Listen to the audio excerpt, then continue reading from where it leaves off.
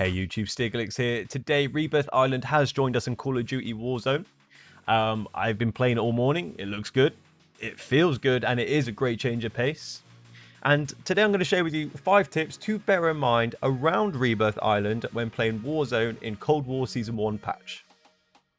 Now let's kick things off with number 1, and that is the size of the island. Although displayed on a diagonal, the island itself is roughly 2 grids in width and 5 grids in length. Now if each grid corresponds to the same size as the grids in Verdansk, then each line pointing vertically or horizontally shares the same length of 375 meters. So the width of the map is roughly 750 meters and the length is around 1875 meters. Now I know I'm probably just throwing some numbers at you, but in comparison to Verdansk, the scale really shows how small this new map is. And this really does change the dynamic of the game from the moment you land to the last man standing. This moves me on swiftly to number 2, and that is the flight path of Rebirth Island. Now we've all started many games of Warzone where you're AFK, tabbed out, or you just don't know where to land. Even so, you've taken advantage of that time from when you can jump up into the plane kicks you out into AFK land. While on Rebirth Island, you don't really have that luxury. From the moment you can jump, you only have 13 seconds to leave the plane, make a decision, and hit the ground. Now number 3. If you've been lucky enough, like me, to play Cold War Season 1 on launch day, then I'm sure you've already had the confusion on where you can play Rebirth Island. The map itself is here to stay in Warzone alongside Verdansk.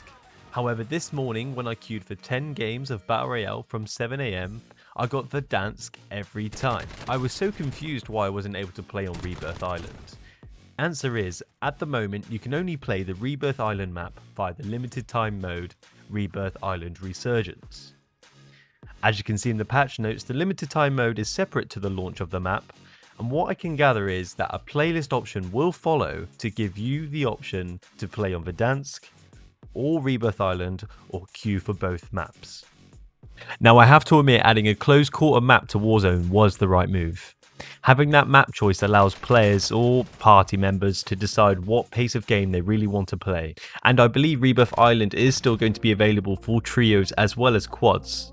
So with a map capacity of 40 players, I'd find it a lot more competitive, only competing against 10 teams in a smaller area.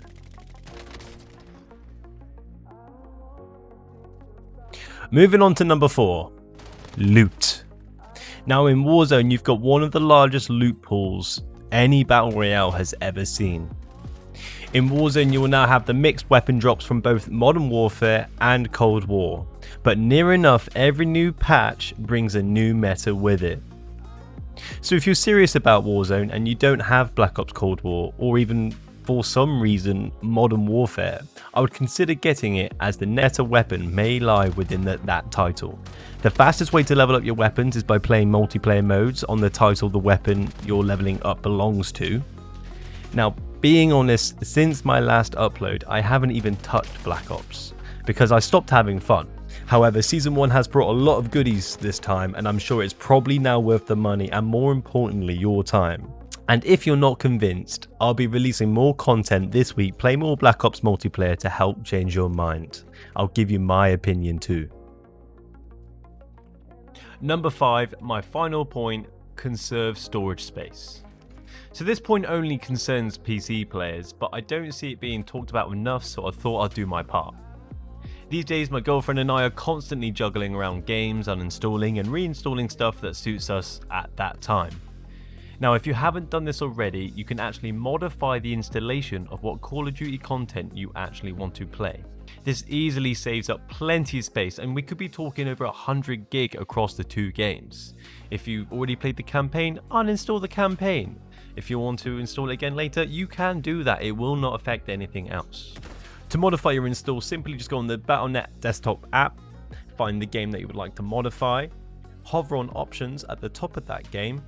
Towards the bottom, click on modify install, and again on the right, check the boxes that you would like to play. So if you uncheck the boxes, this content will be removed from the computer, therefore saving space on your storage device. Once you've unchecked the boxes, click the blue button at the bottom. It will reclaim that disk space, and you can do this one for Call of Duty Modern Warfare and again for Call of Duty Black Ops. Hopefully you'll be able to take at least 1 point from this video or something you didn't know before and found it really useful. By all means, share this information with your friends, share the video if that makes it easier. If you liked it, please give it a like. If you haven't already, please subscribe, and I'll speak to you all later. Peace, guys.